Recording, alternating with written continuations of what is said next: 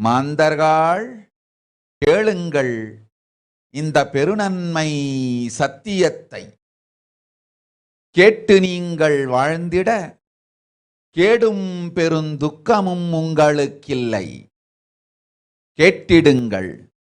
இவ்வினாடி என்னை கண்டுகொண்டும் கேட்டுக்கொண்டும் இருக்கும் உங்கள் எல்லோர்க்கும் நான் அளிக்கும் தீட்சை, நானே நினைப்பும் மறப்பும் கடந்த உயிர்ப்பாய் உங்கள் எல்லோருக்குள்ளும் இருக்கின்றேன்.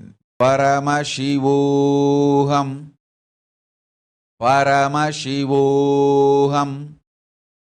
பரமசிவோகம். இதை தீட்சையாய் ஏற்று இதே உணர்வோடு அமர்ந்திருங்கள். உங்கள் எல்லோருக்கும் எல்லா நன்மையும் வரமும் ஞானமும் அருளும் அளிக்கின்றேன்.